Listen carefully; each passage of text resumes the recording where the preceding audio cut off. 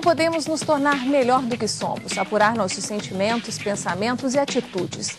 Esse passou a ser o desejo de muitos profissionais quando percebem que não possuem todas as habilidades que precisam para construir uma carreira forte e bem-sucedida. Alguns tentam fazer isso sozinhos e até conseguem, mas a maioria busca alguma ajuda especializada, porque não é fácil promover essas mudanças internas. Psicoterapia, coach, dinâmicas de grupo ou cursos na área de desenvolvimento pessoal.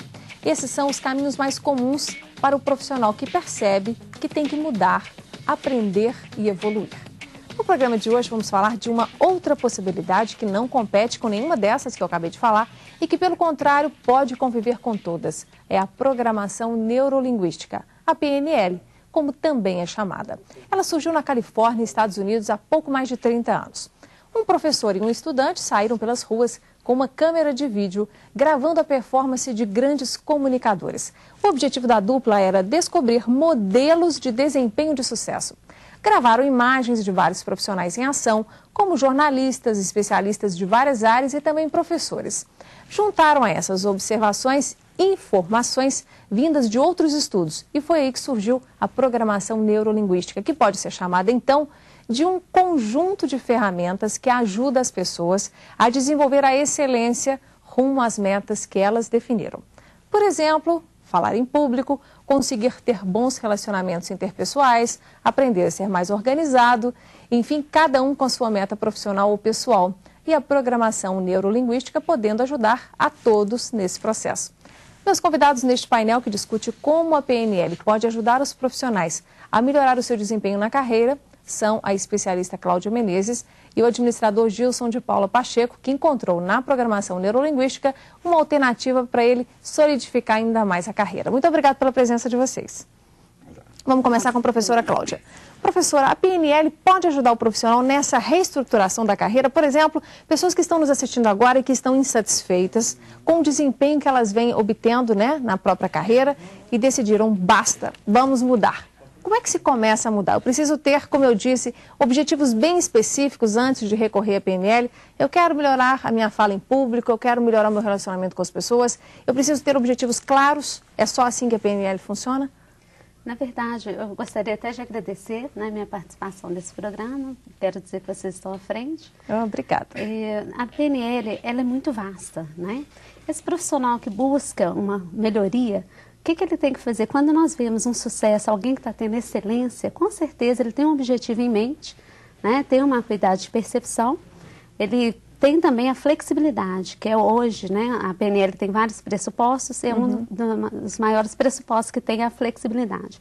Então, primeiramente, ele tem que saber onde ele quer chegar, como que ele vai fazer para chegar e até quando, quais são as ferramentas que ele tem que levar para trabalhar essa forma de Mas, por exemplo, eu posso ter assim, objetivos bem amplos, eu quero ser um executivo de sucesso ou presidente de uma empresa e aí recorrer à PNL, ou eu tenho que ter clareza nos meus tópicos, aqueles que eu desejo alcançar? Com certeza, eu acho que sonhar, a PNL, ela mostra muito isso, que você é capaz de alcançar qualquer objetivo, eu vou exemplificar aqui, quando esse profissional que eu falei que tem um objetivo, ele tem toda essa ferramenta para chegar onde quer, a PNL ensina a aprender e ter esse resultado. Então, nós temos que sonhar, o profissional ele pode sonhar, deve sonhar, e principalmente seguir o passo a passo. Para ele chegar lá, ele tem que seguir esse passo a passo, que é ter o objetivo definido. Ele tem que saber se esse objetivo, se ele, passo a passo, se ele é afirmativo, se ele está centrado no profissional.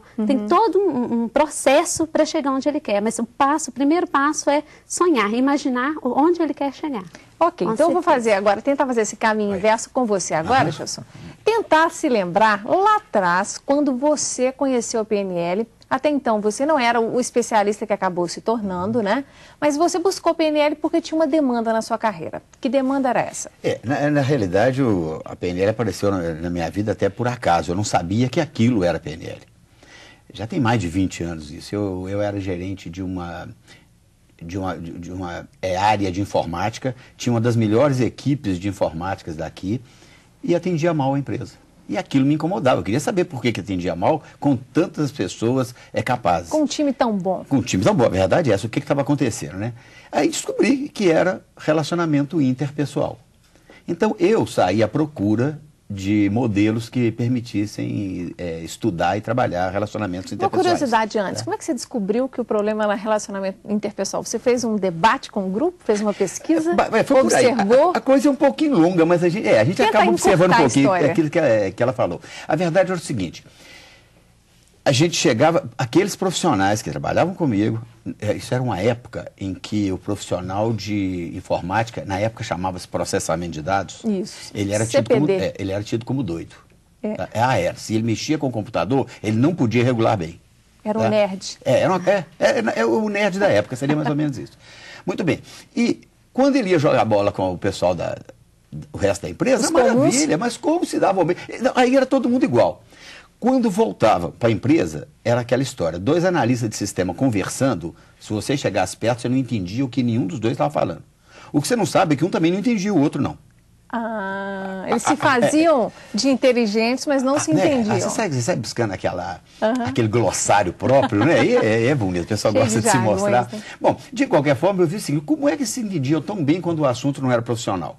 E como é que acontecia na hora que a gente ia desenvolver um sistema de contabilidade, de faturamento, depois de ouvido a demanda do cliente e colocava no ar e não era aquilo que o cliente queria. E a gente queria provar para ele que era aquilo sim. No final, alguns queixavam que, em vez de o computador trabalhar para eles é que estavam trabalhando para o computador, na hora de preparar aquela coisa. Então, isso aí causava um certo mal-estar.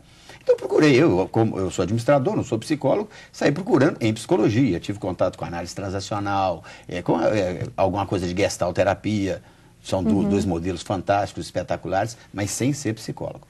Aí um dia, por acaso, eu sou um pouco piolho de livraria, eu entro numa livraria no aeroporto em São Paulo, enquanto aguardava, e vi um livro lá que me chamou a atenção, eu peguei aquele livro e no subtítulo falava programação neurolinguística. Mas a impressão que eu tive é que aquele nome não significava nada, que é uma espécie desses, já viu quando vai comprar um sabonete, que esse sabonete contém líquidos não sei o que, V3-462, Entendi. Que a gente fala, se tem isso deve ser muito bom, né? Então quando eu vi a palavra programação neurolinguística, eu imaginei que a coisa fosse por aí. Comecei a ler e comecei a ver algumas técnicas tremendamente simples. Falei, não posso acreditar que isso funcione, isso é fácil demais, duvido. Mas eu estava com aquilo e comecei a aplicar. E comecei a obter resultados. E fui obtendo resultados. E nunca mais larguei a programação neurolinguística. Já utilizei várias vezes como consultor, como gerente, como executivo, até montar minha própria empresa de programação neurolinguística. Agora, o que vocês fizeram naquela época, Gilson? Você consegue se lembrar de atividades que você, no livro, aprendeu, depois foi buscar professores, né, especialistas? O que vocês fizeram para conseguir melhorar essa comunicação interpessoal? Isso aí, é tanta coisa.